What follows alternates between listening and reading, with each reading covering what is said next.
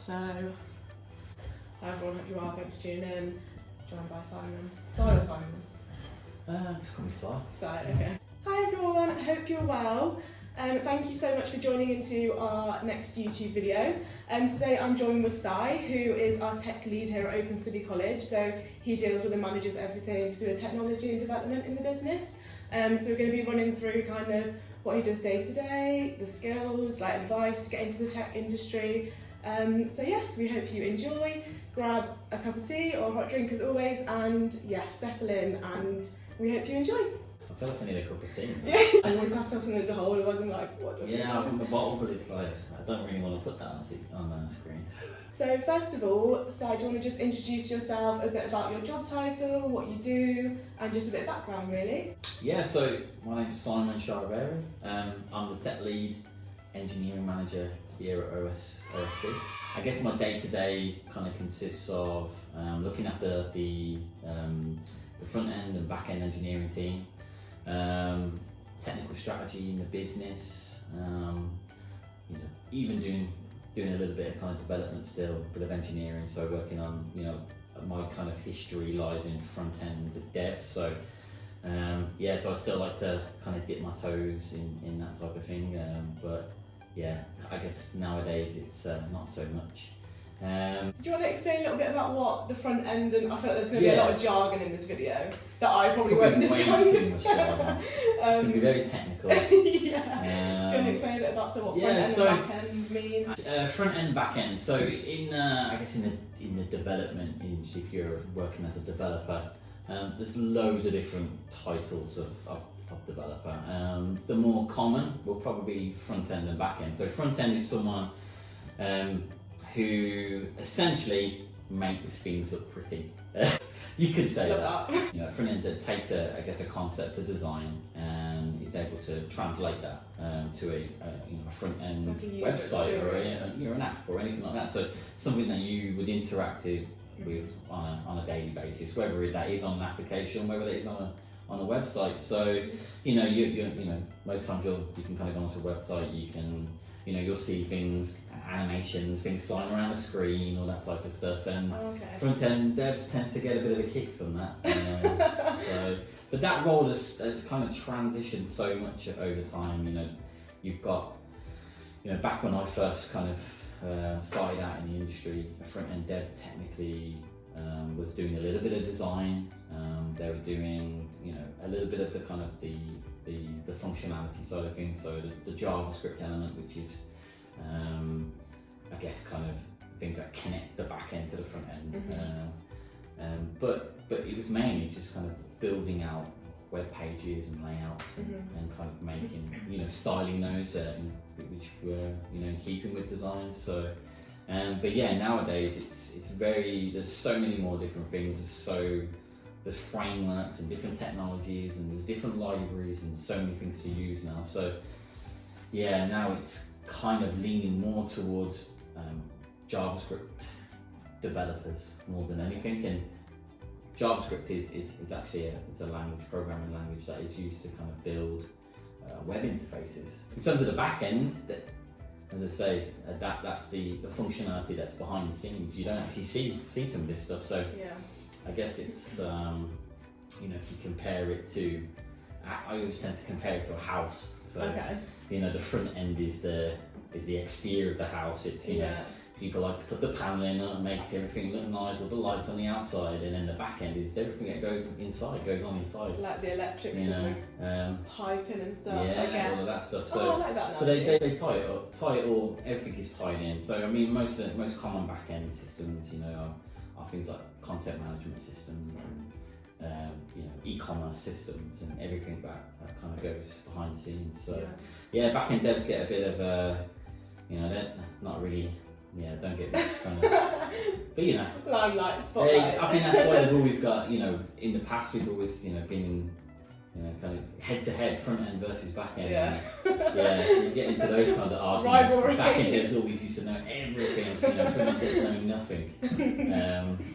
And I guess that's because they're not really no one really knows what they do. So. Yeah, which is a shame. It is a shame. Yeah, I'm learning a lot already. Yeah. I will try. So what kind of roles and responsibilities would a developer have day to day? What are the kind of things that we'll be doing, working on? I don't actually know what do about. you do? Yeah, so I guess touching on, so if we start with the front end.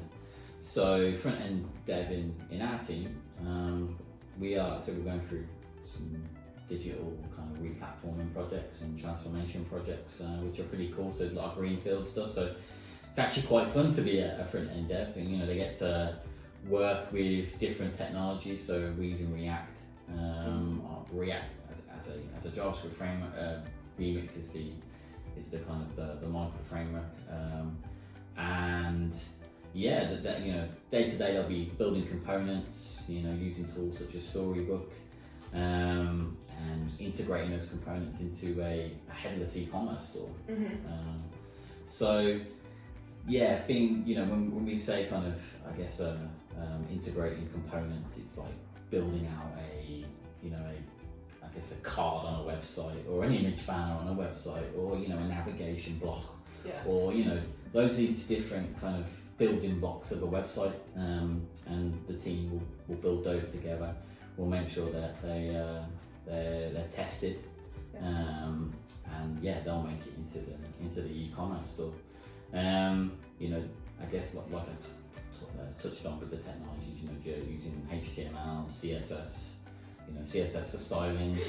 So many words. You have to learn. Cascading style sheets. I've tested on that. All the acronyms this way. And yeah, JavaScript is kind of what builds everything. It's the kind of the building blocks that powers these components and powers the build of an e-commerce store. So yeah, so that it's pretty fun for them. Backend team. So backend team we're actually again interesting things that we're doing at the minute. We're actually building our own custom system. So I guess in terms of what they do, day to day, they're building an API gateway, integrating that different APIs into microservices, and microservices powering this new system of ours. So there's also legacy maintenance as well, which is not so fun task. So it's like bug fixing old code, and and sometimes developers will pull their hair out when it comes to working on some of the old school stuff. So they're just basically making sure everything's running smoothly in terms of like the workings of things. Yeah. So when you're building new systems, you're kind of doing it on your interpretation based on what's been spec'd out by by the other teams, but that there are things that we will get kind of requests come in, and it'll be, can you fix this bug? When I click this button, it's not doing anything. So yeah, we do get a lot of requests that do come in. Okay, so next question is, how did you get into the tech and development sector? So what's your kind of pathway to getting into your job role now, and what has inspired you to get into the role? Story time? Story time. Yeah, well, bit of a story, I guess. It wasn't always the original intention. I guess coming from a certain generation where computers, it was kind of pretty new. Yeah. I'm not going to give away my age. Yeah, so I think obviously we get exposed to gaming and things like that, but I was first exposed to computers, or a computer, when I just started secondary school. So my mum she worked at the school, and she started seeing a computer room kind of come about, being built, and a few of these old computers, these old Windows machines popping up. The huge backs. So I think she talked to the IT team, the IT person who was involved at the time with bringing that in, and was like, yeah, this is the future, get on it now. So my mum, for Christmas, she bought me a computer, and I didn't really expect it. It wasn't something I technically asked for, but and yeah, I just got hooked into it, and I went through my AS levels. Didn't particularly enjoy them very much. I can confess that I spent most of my lessons on the AstroTurf playing football. Yeah, love that. And yeah, but then so after that first year, I decided it's not for me. Let's do something. Let's try and figure out something I want to do. And I did speak to a careers advisor, but then I kind of looked into something that I thought could be of an interest, and there was an IT practitioner's course that came up at the time. And I was like, yeah, I'm on my computer, I'm always on my computer. Yeah, so, natural choice. So I tried it out and instantly got hooked, and I was doing a number of things. I was writing. I remember writing Snake Game and VB Script. Wow. Which drove me mad at the time. But it was when we hit the web development module. I got to build my first website in Yahoo GeoCities. And yeah, from there it just kind of took off really. I remember I got into Photoshop and started, so I'm going to confess my first ever website. I was obsessed with modified cars at the time. I used to go to Max Power with my mates and do all these things. And I started using Photoshop to take my Fiat Punto at the time and render body kits on it and alloy wheels. And then this website which I created was showcasing all of my Photoshop modified cars. Oh, I love that. I would love to be able to dig it out. It's just interesting anymore. But so that kind of where I got a bit of a taste for it, and I started then dabbling with bits at home. Passed my practitioner's course and went to university, and I did a multimedia design technology. I got through uni just about, and yeah, I think it was just kind of like, I think I just knew from before that the web dev stuff, designing websites, building websites, I think that was my calling. That was something I immersed myself in. So left university, and got my first job as a web designer in an e-learning company. Believe it or not, that's when I just kind of the whole industry I just threw myself into. I was just googling tutorials all the time, and I spent most of my time just replicating tutorials online. And would you say that wider learning as well in the tech and development industry, like constantly looking at videos, and that really helped? So much. I think we're lucky in this industry that it's one of those things that you don't technically need to have you don't need higher education. Some of the best developers I've ever worked with have been self-taught. Never had went to college. Not even some of them not even went to college. So I feel it's like one of those industries that can give a lot of opportunities to individuals. If they may not be kind of academic. And I got my first role in a digital agency, and then I stayed there for 10 years. I worked my way up from a junior front-end dev all the way up to head of front-end development there. And learned a hell of a lot in a vast, in a short space of time, really. I think there was a lot of things that really stood out for me about the industry. Because I enjoyed the creativity, being able to design something for them, being able to see it translate on a website for thousands of people to see.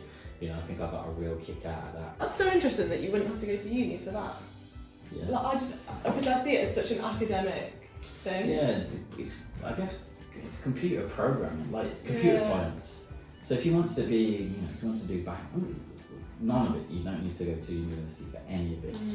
But if you want to, people kind of tend to find that they go and do a computer science degree, they will learn all of the things like design patterns and algorithms and things like that. But that's if you really want to go down the back end kind of route. I find, but it is quite a unique industry that you don't need to be academic to get to be a great developer, for sure. So doing a bit of research about the tech industry, I found a stat that the UK's tech sector is growing at 2.5 times the rate of the rest of the economy. So it's obviously a hugely growing and rapidly kind of developing industry. Didn't know if you had any thoughts about that? I can definitely see that. I think you've got to look at like today's day and age. It's built upon technology. So and there's so many kind of advances in technology nowadays. Even the things like you've probably seen all the artificial intelligence. I was just about to say ChatGPT. Yeah, it's huge. But you know, that kind of stuff you could say, oh well, that's going to put people out, developers out of a job. But I don't personally see that. You know, there's a lot of kind of things going around at the minute saying, oh yeah, you know, so an AI will be able to code, you know, do this, and I see things like that as kind of facilitating developers more than anything. I can see why it's growing. I can continue to grow.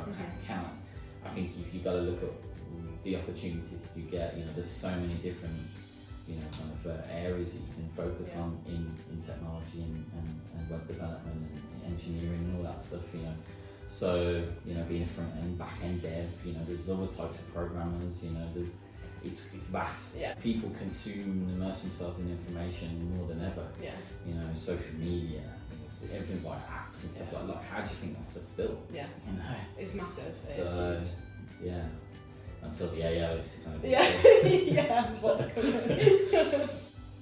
I'm learning so much today, I'm loving it. Good. So in terms of the kind of key skills and qualities of a developer, what do you think you kind of need to have to succeed? I feel like a good kind of front-end developer has a kind of a knack for problem solving and but also being creative with that. You know, it's people kind of tie in development with someone who should be really good at kind of, I guess, logical thinking and things like that. So, but it's not always the case. You know, there's room for different types of developers. You know, I kind of see myself as someone who's probably who I tend to focus on the more creative elements. You know, the design. I'm a very visual person, so you know, I would focus my efforts on providing like a more interactive experience, you know, in the work that I did. So yeah, focusing on the UX and the UI and I guess no acronyms. User experience and user interfaces. But then, you know, there's developers out there that are great at things like maths and you know, and when you're doing kind of back-end programming and things like that, it's good to have a bit, you know, it's good to naturally, you know, so you don't need anything, you know, set in stone. You don't need to have a degree in maths, but if you're comfortable kind of problem solving with numbers and things like that, it will help you so much. I think being able to communicate is quite key in this industry. So the amount of people you get involved in on a day-to-day basis, you know, you know, it could be, you know, you could be talking to an account manager, a project manager, other developers, you know, all different types of people. And social media executive, social media YouTube video. Well, you almost have to adjust the way you kind of like, you don't want to be too technical to non-technical. But as I say, I feel like if you kind of got a bit of a passion for being creative, I think this is a great, you know, that's like for me a great attribute to have to get far in the sector. So what is it that you love the most about your job and your job role in the tech industry? You know, I get to, you know, there's always a challenge each day, and I think having that variety in the role, it just allows me to kind of you know, scratch the itch of being able to kind of problem solve and think of ideas and like, right, I think we can do this, and you know, when you see that kind of, you know, execute and it's done successfully, you know, you get a bit of a kick out of it. So rewarding. Very rewarding. Every day I'm learning. I feel like it's hugely important to make sure that regardless of the work you're doing, if you keep learning, there's always things that I'll give that a go because I've never done it before. And it just means I'm accruing all of this knowledge. So for anyone looking to get into the tech and development industry, what would be your best advice for them? Like I say, it's not to someone to get into this industry. You know, you are gifted with a wealth of resources. You know, it's amazing what you can get for free.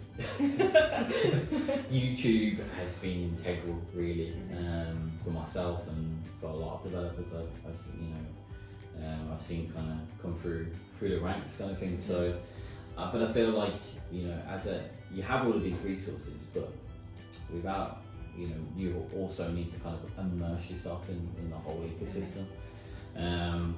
You know, I feel like I can only go based on a personal level, and when I first started out, it kind of wasn't so much a job for me.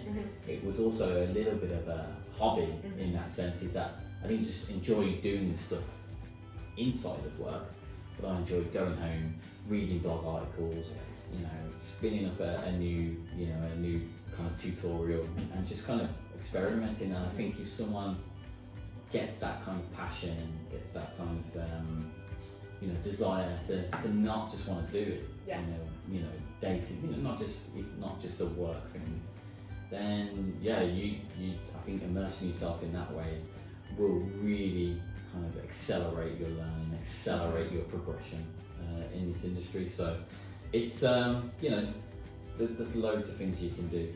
I think I'd advise what I tend to advise people is to, as I say, to go and kind of immerse yourself in the resources, but also kind of like just take your hand to things. You have to. People have different ways of learning, but I think learning by doing is the best way. So even if you see an open source project, that's, you might only want to like kind of contribute, by updating a grammar mistake or something like that. I think things like where you literally not only throw yourself into the work, into the kind of the industry from a sense of learning, but also kind of into the community as well, because you can learn so much from other people, no matter what. I do think, that if you feel like you don't feel like you've got the talent or whatever, you should never look at that as something that should hold you back from this. Everyone's got talent. Hard work beats talent for me. Like you can compare it to footballers and boxers and all that type of stuff. If you're a talented individual but you don't put the work in, it's not gonna you won't fulfill your potential. Yeah. But if you're someone who doesn't know anything about it and you put the work in, you learn everything there is to learn, you'll go far. Yeah, for sure. So just to finish, if you weren't in this current job role now, what would you love to do as a job? I mean, yeah. The world's your oyster, what would you? I mean, as a kid, it was always footballer. Right. Yeah. It's quite classic, isn't it? It's the default. I always wanted to be an astronaut as well. That would be cool. Maybe playing football in space would be great. I don't know, it's a weird one. I'm a bit of a nerd when it comes to like space and things like that. So astronaut, I think I would love to go into space. I'd love to be like one of these rockets going over to Mars and doing all that stuff. So that would be cool. It'd be super crazy, but maybe one day in the future, you never know that we'll get there. But yeah, you could be the first person to play football in space. Could you imagine? Zero gravity football. Not sure how that would go, but lots of flying kicks and that'd be awesome. Well, we're just giving a new job role here. So I think that's all the questions. Thank you for that. Thank you so much, Sai, for that massive insight and your first-hand perspective on the tech and development industry. That was really detailed and I've learned a lot personally. So so hopefully everyone's enjoyed hearing all about that and your kind of journey in the tech industry. So thank you so much everyone for watching. We hope you've enjoyed learning all about the tech and development industry. Make sure to subscribe to our channel for future content about different careers and we'll see you in the next one. See you later. Yeah.